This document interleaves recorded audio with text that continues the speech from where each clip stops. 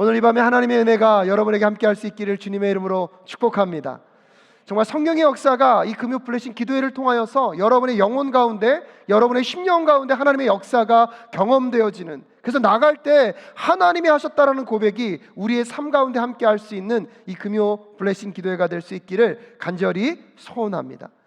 찬양팀이 여기에 서 있는 것만으로 저는 기적이라고 생각합니다. 근데요, 청년들이 함께 오니까 너무 좋네요. 또한 인도하시는 마전도사님이 또 기도하시면서 한 걸음 한 걸음 발전돼 나가는 모습을 보면 나중에 그녀가 어떤 인도자가 될지가 궁금하지 않으십니까? 여러분, 우리 사랑교회 금요 블레싱 기도회를 통하여서 하나님이 수많은 다음 세대들의 인도자들과 리더들을 세우실 줄로 믿습니다. 이번에 또 총신대학교에 입학한 또 최고의 음악가가 또 싱어로서 섬기고 있습니다. 누군지 밝히지 않겠습니다. 하지만 여러분, 그 각자들을 기도하십시오. 우리의 기도를 하나님은 잊지 않으십니다. 우리의 기도를 하나님은 기억하십니다. 단지 우리가 하나님의 계획과 뜻과 그 때를 모를 뿐이지 하나님은 하나님의 역사들을 여러분 반드시 이루시는데 우리의 기도를 통하여서 이루신다는 사실을 우리는 기억할 필요가 있습니다. 저도 더 금요 블레싱 기도회를 위하여 준비하고 기도할 수 있었으면 좋겠고요, 여러분들이 정말로 이 중보 기도자들이 되실 수 있기를 간절히 부탁의 말씀드립니다. 정말로 이 금요 블레싱 기도회에 오면 성령의 충만한 역사가 영혼과 영혼을 터치하는 역사를 경험하는 예배만 될 수 있다면, 여러분, 이 시대의 예배를 피해가는 수많은 사람들이 사랑교회 금요 블레싱 기도회에 가면 왠지 모르는 눈물과 왠지 모르는 감동과 왠지 모르는 치유와 왠지 모르는 회복과 아멘 할 때까지 왠지 모르는 은혜가 함께하는 역사들을 정말 경험하면 어떨까요? 정말 제 마음 가운데 간절한 소원함이 있고요, 여러분, 그런 예배를 준비하는 예배자들이 되시고 중보 기도자들이 되어 주십시오.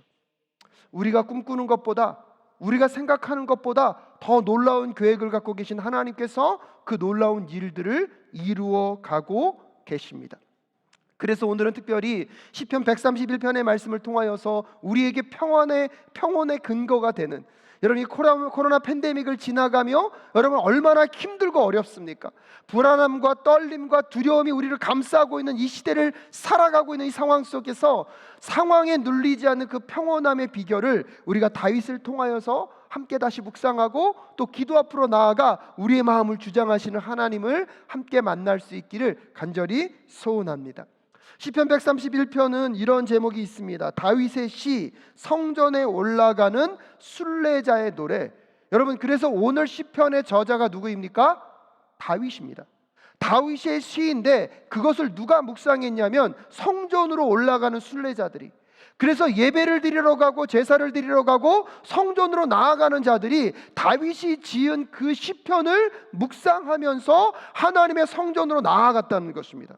그러면 오늘 다윗은 하나님을 어떻게 묘사하고 있고 다윗의 마음과 심령 가운데는 어떤 고백이 있다고 여러분 생각하십니까?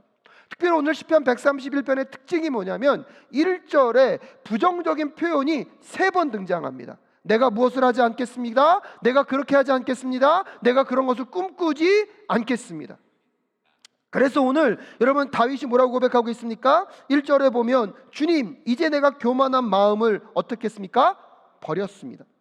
오만한 길에서 돌아섰습니다.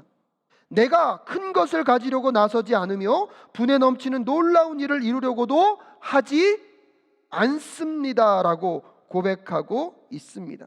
오히려 개역개정에서는 이걸 이렇게 얘기하고 있습니다. 여호와여, 내 마음에 교만하지 아니하고 내 눈이 오만하지 아니하오며 내가 큰 일과 감당하지 못할 놀라운 일을 하려고 힘쓰지 아니하나이다. 그래서 개역개정에서는 아니하고 아니하오며 힘쓰지 아니하나이다, 이렇게 부정적인 표현을 3번 반복하면서 하나님, 나는 그런 사람이 되지 않겠습니다. 왜요? 반대로 말하면 내가 그렇게 되려고 하는 순간 우리가 무엇을 잃어버린다는 것입니까? 평온함과 평안을 잃어버린다는 것입니다. 여러분, 다윗은요, 그의 인생을 살아감에 있어서 자기가 진정한 평안의 사람, 평온의 사람이 될 수 있는 비결을 알았는데 그게 무엇입니까? 교만하지 아니하며 오만한 자리에 앉지 아니하고 성경에서 보면 너무 큰 것을 가지려고 하지 않겠다는 거예요. 여러분, 큰 것을 가지려고 하지 않는다는 건 무엇입니까? 자기가 위대한 일을 이룸으로 인하여서 자기가 위대한 업적의 사람이 되려고 하지 않겠다는 것입니다. 한 걸음 더 나아가서 분에 넘치는 놀라운 일을 이루려고도 하지 않겠다는 것입니다. 그렇다면 여러분, 왜 오늘 다윗은 이런 고백을 하고 있는 것일까요? 오늘 성경에 나오는 교만함과 오만함은요, 쌍둥이와 같은, 오만함과 교만함은 쌍둥이와 같은데 그 뜻이 뭐냐면, 결론적으로 말씀드리면 높아지려고 한다는 거예요. 자기가 자기 스스로를 뭐하여? 높아지려고 한다. 그래서 우리도 모르게 우리는 세상으로부터 좋은 평가를 받으려고 내 분에 넘치는 일들을 꿈꿉니다. 내가 어떠한 큰 일을 이루어야지만 사람들로부터 인정을 받고 자기가 대우를 받을 수 있다고 생각하고 있지만, 다윗은요 그것에 연연하지 않겠다는 것입니다. 근데 아이러니한 게 무엇이냐 아십니까? 여러분, 다윗이요 이스라엘 민족 전체를 통틀어서 가장 위대하고 큰 나라를 이룬 사람이 누구입니까? 다윗입니다. 그런 큰 업적을 이루었음에도 불구하고 다윗에게 있어서는 그게 그렇게 중요하지 않다는 거예요. 왜요? 이미 다윗에게 있어서는 큰 일을 하고 안 하고가 의미가 없다는 거죠. 오늘날로 말하면 내가 좋은 직장을 다니던 좋지 않은 직장을 다니던, 내가 세상적으로 성공했던 성공하지 않았던, 다윗에게는 큰 문제가 없다는 것입니다. 그렇기 때문에 스스로 자기가 높은 자리에 올라갈 이유도 없었다는 사실을 여러분 기억하셔야 합니다.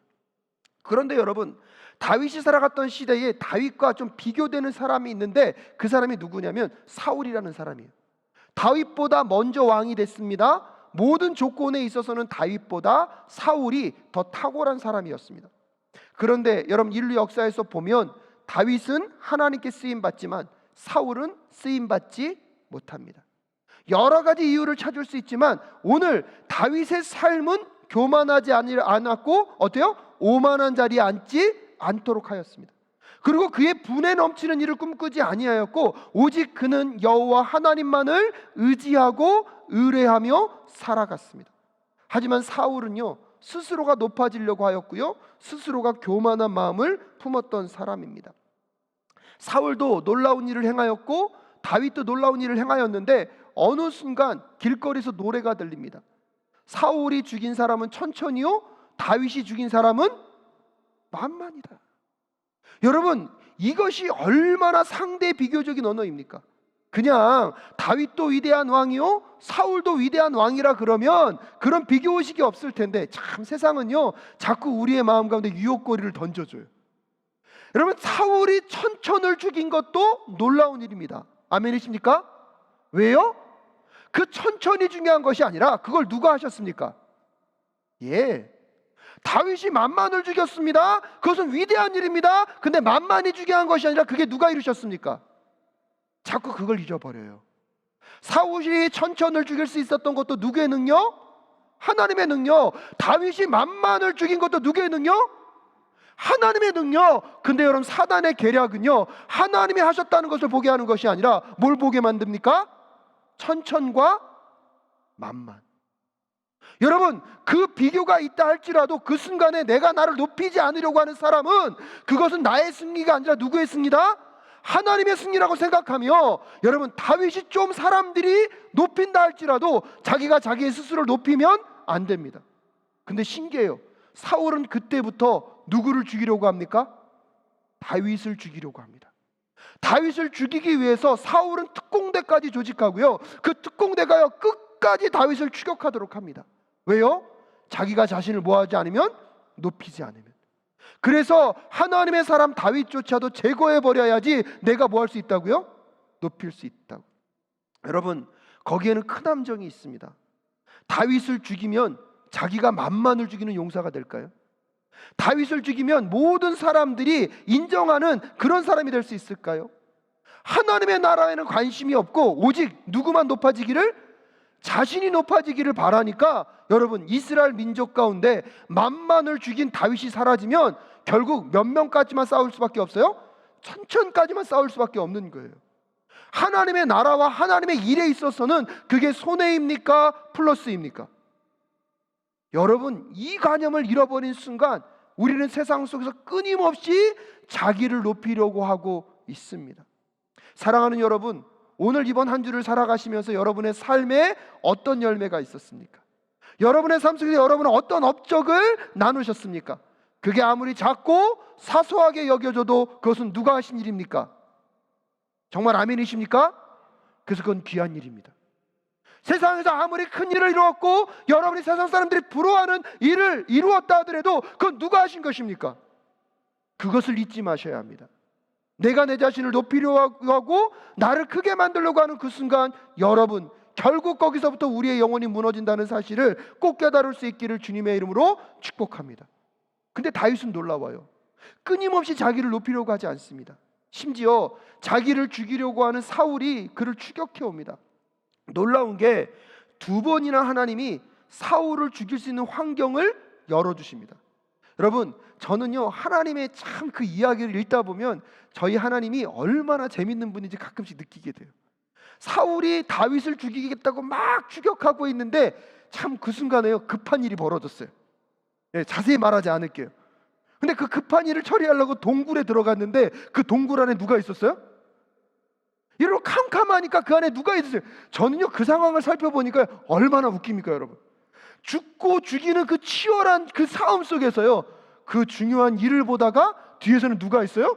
다윗의 사람들이 그 모습을 다 보고 뭐하고 있어요? 지켜보고 있어요. 그때 여러분 다윗의 부하들이 얘기합니다. 이것은 하나님이 우리에게 주신 기회입니다.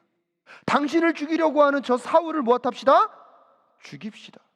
여러분 그때요 다윗이 뭐라고 얘기하는지 아십니까? 하나님이 기름 부은 세우신 그 사람을 내가 죽일 수 없다. 그리고 다 사울을 보내요. 사울을 보내고 나서 사울과 다윗이 안전한 거리가 떨어지고 나자 여러분 사무엘상 24장 14절부터 15절의 말씀을 보면 다윗이요 자기를 이렇게 표현해요. 사울을 향해서 이렇게 얘기합니다. 이스라엘의 임금님은 누구를 잡으려고 이렇게 나오셨습니까? 그게 누구예요? 사울이에요. 사울께 얘기하는 거예요. 사울왕, 당신은 누구를 잡으려고 이렇게 오셨습니까? 임금님이 누구를 잡으려고 쫓아다니십니까?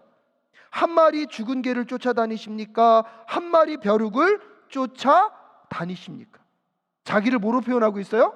한 마리의 개, 한 마리의 벼룩으로 표현하고 있습니다. 그러면서 15절에 그러므로 주님께서 재판관이 되셔서 나와 임금님 사이를 판결하여 주시기를 빌겠습니다.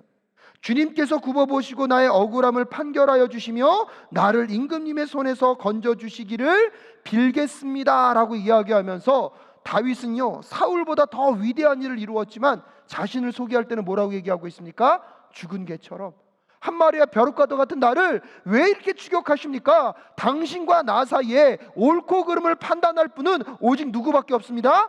여호와 하나님밖에 없습니다. 여러분 사울과 다윗의 그 모습이 어떻게 비교되고 있습니까? 사울은 사람들이 말하는 다윗이 죽인 사람은 만만이고 사울이 죽인 사람은 천천히라는 그 말 속에서 끊임없이 사람들의 평가 속에서 자기의 자신을 자기의 지위를 더 높이기 위하여서 누구도 죽이려고 하고 있습니까? 다윗도 죽이려고 하고 있습니다. 하지만 다윗은 오직 만군의 여호와의 이름으로 나아가서 승리하였기 때문에 만만이나 천천히나 상관이 없이 나는 하나님 앞에서 어떤 존재임을 그냥 개만도 못한 존재임을 나는 한 마리의 벼룩에 불과한 존재이므로 끊임없이 자신을 낮추고 있는 다윗의 삶은요 궁극적으로 하나님께 쓰임받는 삶. 그러기에 다윗은 세상에서 어떠한 성공과 성취가 그의 마음의 평안이 아니라 누가 나와 함께하는 것이? 하나님이 나와 함께하는 것이. 사랑하는 여러분, 오늘 이 시간 여러분이 기도하며 하나님 앞에 나아갈 때 여러분 마음 가운데 불안과 걱정과 염려의 근원이 어디에서 오고 있습니까? 하나님이 함께 계시지 않는 것입니까? 아니면 세상 사람들도 다 있는데 나만 없는 그 무엇? 내가 하나님께 그렇게 간구했는데 왜 나만 주시지 않습니까? 옆에 사람의 기도는 다 들어주는 것 같은데 왜 내 기도는 들어주지 않으십니까? 여러분 그것 때문에 염려하고 걱정하고 계십니까? 오늘 우리의 기도가 어떤 기도가 되어야 하는지를 다시 한번 돌아보는 이 시간 되실 수 있기를 주님의 이름으로 축복합니다. 그러면서 다윗이 2절에서 이렇게 고백하는 거예요. 오히려 내 마음은 고요하고 평온합니다. 오늘 이 다윗의 고백이 우리 성도님들의 고백 되실 수 있기를 주님의 이름으로 축복합니다. 근데 그러면서 다윗이요 얼마나 멋진 표현을 쓰는지 젖대 나이가 어머니 품에 안겨 있듯이 내 영혼도 젖대 나이와 같습니다. 그러면서 뭘 비유하고 있냐면 젖을 때 나이를 비유하고 있어요. 그럼 여러분, 젖을 때 나이가 있으면 젖을 뭐한 나이가 있어요? 못 때 나이가 있겠죠. 그럼 젖을 못 때 나이와 젖을 때 나이의 특징을 알면 오늘 다윗이 왜 이렇게 평안할 수 있는지. 왜요? 누구 품에 있기 때문에? 어머니 품에 있기 때문에. 근데 신기해요 여러분, 똑같은 엄마 품에 있는데 젖대 나이와 젖을 떼지 못한 아이의 특징이 있어요. 젖을 떼지 못한 아이들은요, 배고프면요 뭐예요? 끝까지 울어요. 왜? 당장 내 배를 뭐 해라? 그러니까 자기가 누구 품에 있는지에 대한 인식이 있습니까 없습니까? 없어요. 근데 신기한 건요, 이제 젖을 뗄 쯤 되면 자기를 품고 있는 엄마가 누구인지를 알고 있습니다. 똑같은 배고픔을 느끼지만 그 엄마가 결국은 나를 뭐 하실 것을? 먹일 것을 알기 때문에 뭐 할 줄 압니까? 기다릴 줄 안다는 거예요. 그 품 안에 안겨서 배고픔을 똑같이 느끼지만 젖을 때 나이는 지금 내가 누구 품에 있는 것을 알기 때문에 엄마가 나를 먹일 것을 신뢰하며 뭐 할 수 있다는 것입니까? 기다릴 수 있다는 것입니다. 오늘 이 밤에 여러분이 기도할 때 여러분 젖대 나이의 마음으로 기도하시겠습니까? 아니면 젖대지 않은 아이의 마음으로 기도하시겠습니까?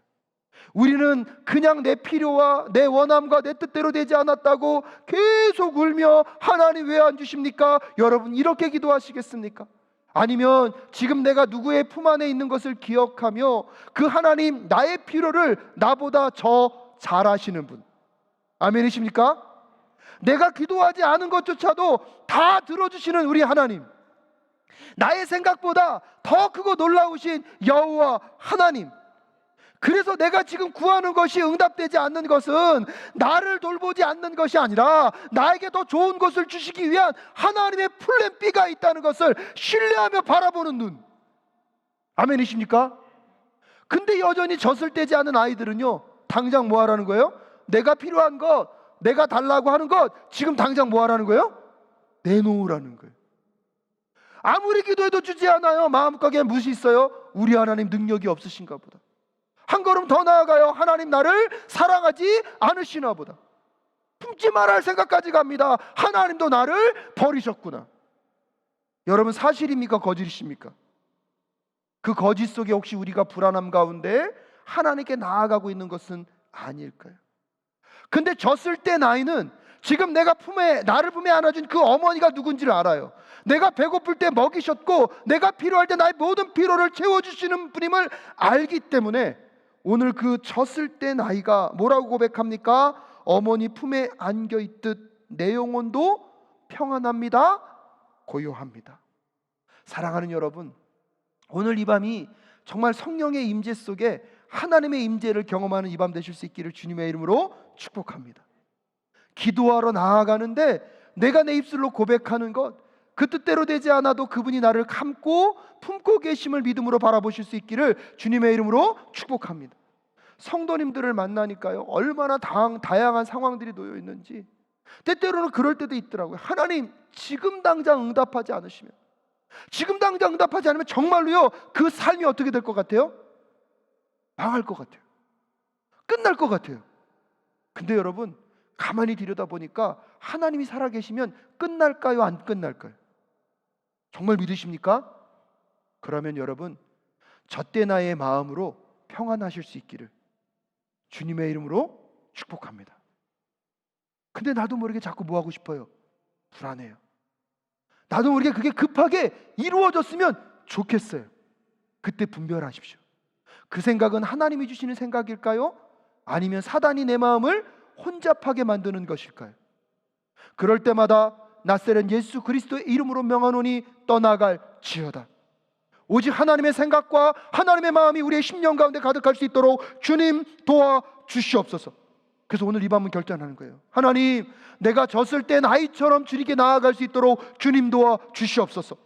젖을 떼지 못한 아이처럼 울고 불고 앵앵거리고 찡찡대고 눈물로만 나아가는 자가 아니라 하나님, 오늘 다윗이 말하고 있는 그 고요함과 평안함의 마음을 우리에게 허락하여 주시옵소서. 그러면서 3절에 다윗이 마지막으로 뭐라고 고백합니까? 3절 말씀, 이스라엘아 이제부터 영원히 오직 주님만을 의지하여라. 왜냐하면 여러분, 다윗의 인생 속에 아까도 말씀드렸다시피 다윗은요, 이스라엘 역사 속에서 가장 위대한 일을 이루었어요. 근데 다윗의 마음과 생각 속에는 어떤 마음이 있는지 아십니까? 여러분, 시편 16편 5절에서 6절에 보면 다윗이 이렇게 고백합니다. 제가 읽어드리겠습니다. 다윗 시편 16편 5절에서 6절. 아, 주님이야말로 내가 받을 유산의 몫입니다. 주님께서는 나에게 필요한 모든 복을 내려주십니다. 나의 미래는 주님이 책임지십니다. 줄로 되어서 나에게 주신 그 땅은 기름진 곳입니다. 참으로 나는 빛나는 유산을 물려받았습니다. 할렐루야. 다윗이요, 하나님이 나와 함께하는 것, 그것들이 그의 인생의 모든 유산을 뭐한 것이라고요? 받은 것이라고요. 그러니까 여러분, 오늘 다윗은요, 자기가 천천을 죽였던, 만만을 죽였던, 어떤 위대한 일을 이루었던, 이루지 못하였던 상관이 없습니다.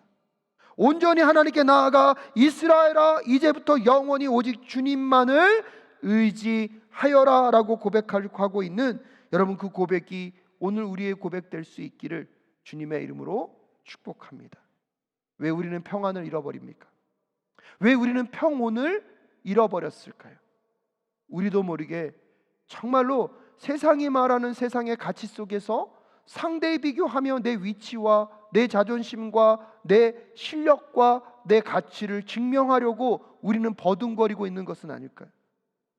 여러분, 여러분의 가치는 이미 예수 그리스도가 여러분을 위하여 죽으심으로 예수님 짤이임을 잊지 않는 우리 모두 될 수 있기를 주님의 이름으로 축복합니다. 그것이면 충분한데, 내가 어떤 존재인지 그것으로 이미 나에게 충분히 말씀하셨는데, 여러분 신기해요. 우리는 그것으로 만족하지 않아요. 근데 여러분, 다윗은 평생 그의 삶의 모든 유산의 몫이 누구이심을? 하나님이심을. 그래서 그분이 나와 함께하고 계시기에 이 땅의 그 어떤 것도 내 마음의 평안을 결정하지 않습니다. 오직 여호와 하나님 한 분만이 내 마음의 평온함을 결정할 수 있기에, 그는 부할 때나 가난할 때나, 여러분 힘이 있을 때나 힘이 없을 때나, 병들었을 때나 병들지 않았을 때나 오직 여호와 하나님을 의지함으로 평안할 수 있었다면, 오늘 이 밤에 함께 기도하는 우리에게도 정말로 하나님, 예수 그리스도가 나를 위하여 죽으셨고 내가 그 예수를 십자가로 인하여서 구원을 받았다면, 그래서 내 삶의 주인으로 예수님이 함께하고 계시다면, 여러분, 내가 어떤 가치의 존재이며 내가 어떤 생명의 존재인지를 깨닫고 그 예수 그리스도와 동행하며 세상의 그 어떠한 영역들과 세상이 말하는 그 상대적인 비교 속에서도 평안을 살아내시는 우리 사랑교회 모든 성도님들 되실 수 있기를 주님의 이름으로 축복합니다. 그래서 오늘 우리 이 밤에요, 우리 그 찬양했으면 좋겠습니다. 지금 제가 악보가 없는데요, 어두운 밤 지나고 동튼다, 아까 그 찬양하는데 가슴이 뜨거워지더라고요. 사실은 더 하고 싶었어요. 근데 우리 마전도사님이 얼마나 모범적이신지 끝내는 시간을 정확히 잘 지키세요. 여러분, 나중에 우리가 금요 블레싱 기도회 때는 좀 그랬으면 좋겠습니다. 성령께서 말씀하시면 찬양을 더 하시는 거죠. 그럼 설교를 어떻게 하면 돼요? 그랬더니 찬양팀이 작정할 것 같아요. 더 가자, 설교를 짧게 하도록. 근데 솔직히 말하면 그래도 상관없습니다. 오직 성령께서 이 밤에 저와 여러분 마음의 중심이 되셔서 기도하게 하시고 찬양하게 하시고 우리의 심령 가운데 기쁨으로, 그래서 여러분 기도하고 싶을 때 기도하시고 찬양하기를 원할 때 찬양하시고 또 말씀을 선포하기를 원하시면 말씀 펴서 읽으시면서 여러분 함께 기도하며 나아갈 수 있기를 간절히 소원합니다. 유기성 목사님이 1시간 기도라는 책에서 그 얘기 하시더라고요. 많은 사람들에게 1시간 기도하라 그랬더니 기도가 힘들다는 거예요. 유기성 목사님, 뭐가 그렇게 두렵냐고. 그럼 그때는 뭐 피라고요? 성경 피고 읽으래요. 그것도 기도라고. 근데 성경 피고 읽다 보면 또 뭐가 터져 나온다는 겁니까? 야, 그러니까 여러분 1시간 기도가 어려울까요? 쉬울까요? 쉽더라고요. 금요 기도회 끝나고 1시간 기도하자 그러면 다 도망가시겠죠. 근데 여러분, 한 번 정도는 성령께서 이 밤에 우리와 함께 하시는 역사들을, 하나님의 임재 가운데 우리가 정말 주님께 나아가는 그 기쁨들을 맛보는 우리 모두가 될 수 있기를 주님의 이름으로 축복합니다. 그래서 오히려 그런 분들이 많이 생겼으면 좋겠어요. 목사님, 왜 더 기도해야지? 왜 더 찬양하셔야지요? 왜 시간에 끝나느냐고 그러시냐고. 그래서 여러분, 정말로 이 시간이 기도와 찬양으로 기뻐지고, 할렐루야, 우리의 기도가 응답됨으로 하나님께 영광을 돌리는 그런 밤이 되실 수 있기를 주님의 이름으로 축복합니다.